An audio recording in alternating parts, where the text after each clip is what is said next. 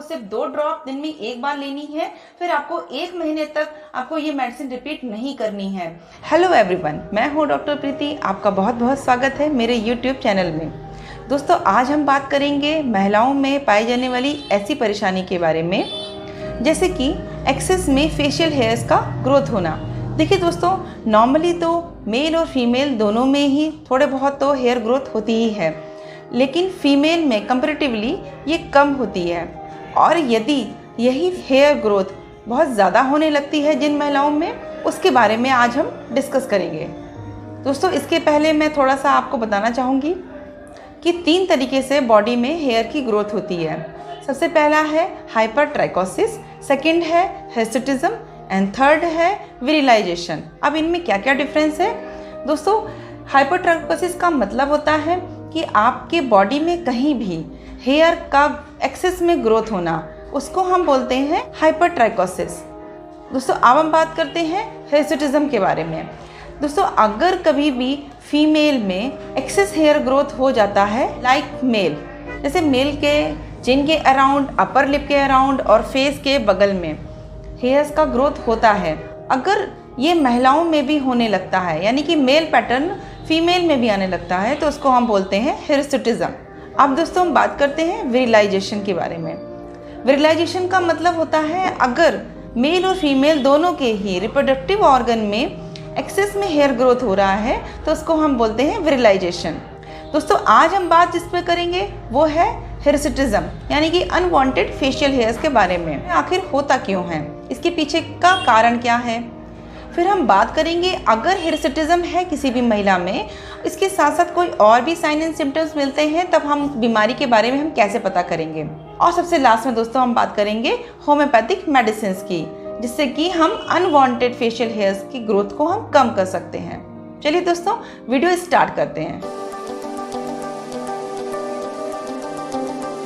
जो लोग मेरे चैनल पर पहली बार आए हैं वो मेरे चैनल को सब्सक्राइब कर दें। अगर मेरा वीडियो पसंद आता है तो उसको लाइक कर दें। सब्सक्राइब बटन के बगल में जस्ट एक बेल आइकन होता है, उसको भी प्रेस कर दें ताकि मेरे आगे आने वाले वीडियो के बारे में आपको पता चलता रहे। हिर्सुटिज्म यानी कि अनवांटेड फेशियल हेयर्स का फीमेल बॉडी में होना, यानी कि फीमेल बॉडी में मेल लाइक पैटर्न। आखिर इसके पीछे का रीज़न क्या हो सकता है? दोस्तों, मोस्टली क्या होता है, जो हार्मोनल इम्बैलेंस होते हैं ये उसकी वजह से ही होता है। दोस्तों, आपकी जानकारी के लिए मैं ये बताना चाहूँगी कि फीमेल्स में भी मेल हार्मोन्स थोड़ी सी मात्रा में सिक्रीट होते हैं, जैसे कि मेल हार्मोन टेस्टोस्टेरोन और फीमेल हार्मोन होता है एस्ट्रोजन। लेकिन अगर ये टेस्टोस्टेरोन हार्मोन का जो लेवल है वो ज़्यादा होने लगता है फीमेल बॉडी में, तब हिर्सुटिज्म की कंडीशन आ जाती है। तो हार्मोनल इम्बैलेंस में जो जो डिजीज़ आती हैं उनके बारे में बताना चाहूँगी कि पहली बीमारी है पीसीओडी। दोस्तों, ये पीसीओडी को मैं अपने एक वीडियो में डिस्कस कर चुकी हूँ। इसमें अगर हार्मोनल इम्बैलेंस होते हैं तो महिलाओं को पीसीओडी की प्रॉब्लम हो जाती है। तो पीसीओडी अगर होता है तब भी महिलाओं में अनवांटेड फेशियल हेयर्स की ग्रोथ होने लगती है।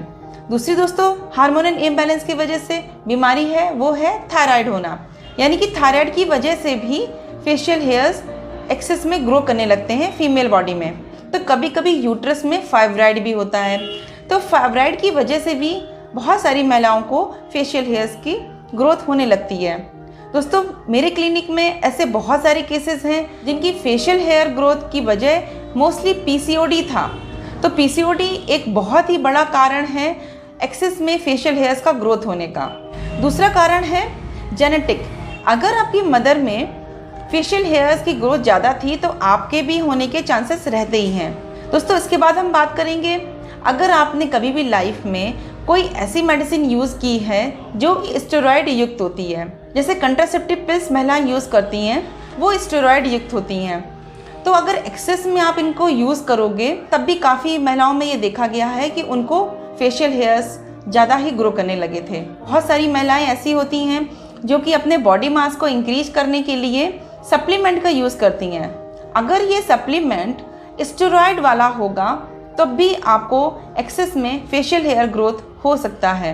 दोस्तों, ज़्यादातर महिलाओं में ये देखा गया है कि एक्सेस में अगर फेशियल हेयर ग्रोथ हो रही है तो साथ साथ उनमें और भी सिम्टम्स होते हैं, जैसे वॉइस का बहुत ही हैवी हो जाना, जैसे मेल जैसी हैवी, या फिर इसके साथ साथ जिन महिलाओं में एक्सेस में फेशियल हेयर ग्रोथ होती है उनमें एमेनोरिया भी देखा गया, यानी कि पीरियड्स जो होते हैं वो एब्सेंट होने लगते हैं। इसके साथ साथ दोस्तों ये भी देखा गया है कि अगर आपको एक्सेस में फेशियल हेयर ग्रोथ होते हैं, महिलाओं की जो फिजिक होती है वो बिल्कुल मेल जैसी लगने लगती है, ना कुछ मेल जैसी लगने लगती है। दोस्तों हम ये जानेंगे कैसे कि आखिर ये जो मेल लाइक पैटर्न है, यानी कि एक्सेस में फेशियल हेयर का ग्रोथ है, वो किस वजह से हो रहा है। तो इसके लिए कुछ लैब टेस्ट है, यानी कि ब्लड टेस्ट है, और एक है अल्ट्रासाउंड के थ्रू हम ये पता कर सकते हैं कि कहीं आपके ओवरी में सिस्ट तो नहीं है, या यूट्रस में कोई फाइब्राइड तो नहीं है, या एड्रिनल ग्लैंड में कोई ट्यूमर तो नहीं है।